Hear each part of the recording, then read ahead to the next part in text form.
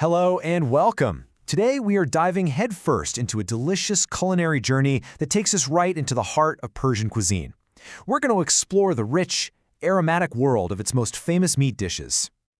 So, I want you to picture this. Imagine you're a traveler named Ali, sitting in a cozy restaurant in Isfahan. The air is just thick with the smell of grilling meats and simmering stews. This quote, it captures that exact moment he tastes a traditional dish for the first time and is just completely blown away. That's the feeling of discovery we're going for today.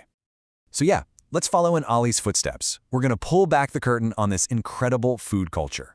You'll see, this isn't just about a list of recipes. It's about history, it's about technique, and it's about all the stories that make this food so unbelievably special.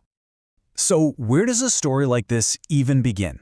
Well, before we can get to the famous dishes, we have to open up the Persian pantry. Let's really unlock the core philosophy and the key ingredients that give this cuisine its totally unique character. And the first thing you've got to understand is this. It is all about harmony. In Persian cooking, meat isn't always the solo star of the show. Nope. Instead, think of it as a key player that's working with this whole team of herbs, fruits, and spices to create a perfectly balanced, aromatic meal. And these are the guys that build that harmony. You've got the unmistakable golden aroma of saffron, the sharp, earthy tang from dried limes, that incredible sweet and sour punch you only get from pomegranate molasses, and then the warm foundational notes of turmeric, cinnamon, and cardamom. These are the absolute building blocks. All right, now that we have our flavor foundation set, it's time for the main event.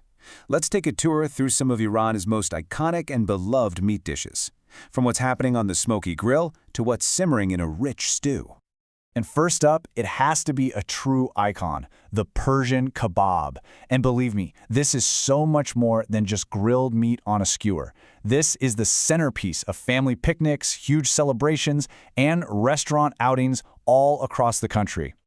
And this really breaks down the variety you can find in that one word, kebab. You've got Koobideh, which is made from spiced ground meat. It's unbelievably soft and juicy. Then there's Barg, these tender fillets of lamb or beef marinated in luxurious saffron. And of course, Ghormeh, succulent pieces of chicken made so tender and flavorful with a saffron and yogurt marinade. Okay, let's move away from the grill and over to the stovetop.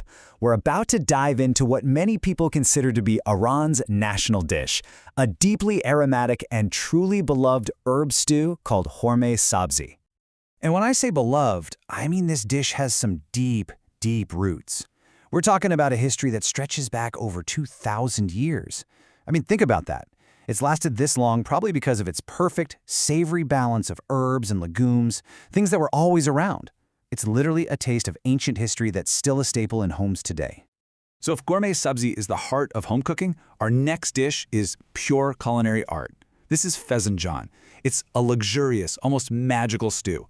You get this creamy thickness from finely ground walnuts, and then the pomegranate molasses brings this incredible tangy and sweet flavor that just perfectly coats slow-cooked chicken or duck. There's nothing else like it. Okay, now for a dish that is as much an experience as it is a meal. Dizi, which is also called Abgoosht, is a hearty, comforting lamb and chickpea stew. But really, the way you eat it is what makes it so special. So how does it work? Well, it's this really cool two-part ritual. First, you pour out the broth, that's the Abgoosht, into a separate bowl, and you sip it like a soup. Then, you take a special pestle and you mash up all the remaining solids, the goosht, into this delicious paste, which you then scoop up with pieces of fresh flatbread. And just a quick but really important point of clarification here. If you're ever in the city of Isfahan and you order biryani, do not expect that layered rice dish that's famous in India. Isfahan's biryani is a totally different thing. It's a savory, pan-fried disc of minced lamb served right on top of flatbread. It's delicious, but it's very distinct. So, we've seen the what, but what about the how? What are the secrets that unlock these incredible layers of flavor in Persian kitchens? Let's get into it. It really comes down to three key things. First, patience. A lot of these stews are slow cooked for hours, letting all those flavors meld and deepen into something really complex. Second, marination. This is absolutely essential for kebabs, using things like yogurt and saffron to tenderize the meat and infuse it with flavor. And finally, the artful layering of tastes, that constant, careful balancing act between sweet, sour, and savory. As we start to wrap things up, it's pretty clear that when we talk about these dishes, we're talking about something way bigger than just what's for dinner. This quote just nails it, doesn't it? It's not just about sustenance. It's a full sensory experience, one that's completely steeped in culture and connection and history.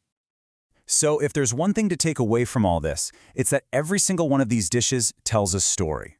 Whether it's the smoky aroma of a kebab or the comforting warmth of a stew, you're tasting a piece of history, a reflection of ancient trade routes, and a symbol of the incredible hospitality that's right at the heart of Iranian culture. It's really a celebration of life and community. And that leaves us with one final thought to chew on. We've just journeyed through the incredible tastes of Persia, so now I'll ask you, what flavors tell the story of your culture?